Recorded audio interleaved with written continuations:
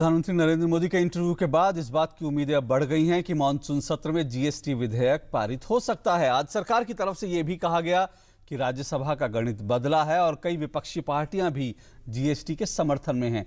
कांग्रेस इस मुद्दे पर अब अलग थलग पड़ती दिखाई दे रही है। टीम के रूप में काम करते हैं। प्रधानमंत्री बनने के बाद नरेंद्र मोदी ने पहली बार किसी भारतीय इलेक्ट्रॉनिक मीडिया को इंटरव्यू दिया, जिसमें तमाम मसलों पर जवाब दिए।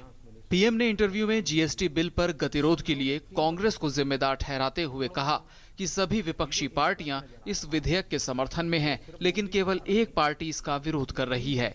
पीएम ने जल्द ही इसके पास होने की उम्मीद जताई है। कहा जा रहा है कि संसद के मॉनसून सत्र में ये बिल संसद में पेश होगा। सरकार को उम्मीद है कि राज्यसभा में बदले गणित से बिल पास कराने में आसानी होगी। हमें पूरा विश्वास है, पूरी उम्मीद है कि सभी राजनीतिक पार्टियां एकजुट होकर के, मिल करके देश के विकास से जुड़े हुए इस महत्वपूर्ण जीएसटी कानून का दर्जा और जामा पहनाएंगी और जीएसटी को पास करेंगे। निश्चित तौर से राज्यसभा के जो चुनाव हुए हैं उसके बाद संख्या की दृष्टि से समीकरण थोड़ा बदला है, लेकिन उसके बावजूद भी क्योंकि जीएसटी एक कॉन्स्टिट्यूशनल बिल है, इसलिए सभी को साथ लेकर के हमारा शुरू से चलने का इरादा था, आज भी इरादा है और हम सभी को साथ लेकर के, सभी को विश्वास में लेकर के सभी बिलों को पास कराना चाहते हैं, उसमें जीएसटी भी है।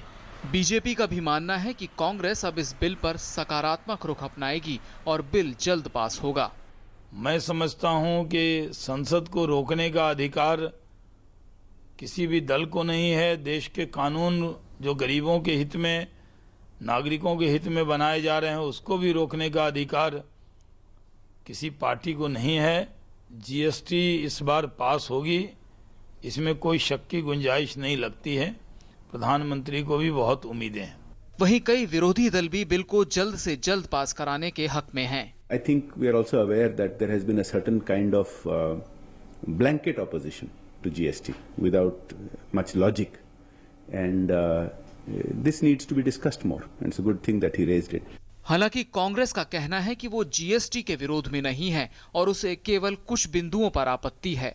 कांग्रेस ने जीएसटी को रोका है केवल 2 या 3 मुद्दों पर। उसमें कुछ जनहित के ऐसे मुद्दे हम चाहते हैं डल जाएं कि आपका रेट बहुत हाई ना हो, आप जिन राज्यों को कमी हो रही है उनको पूरा करें, उन पर सेस न लगाएं, और कुछ ऐसे क्षेत्र जो जीएसटी के बाहर हैं उनको भी जीएसटी में ले आएं।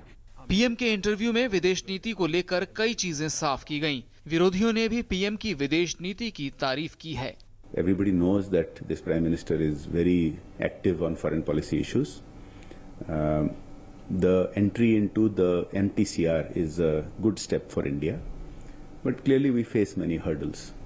ज्यादातर दलों ने पीएम के इंटरव्यू की सराहना करते हुए कहा कि इससे देश को तमाम मसलों पर पीएम की राय जानने का मौका मिला है।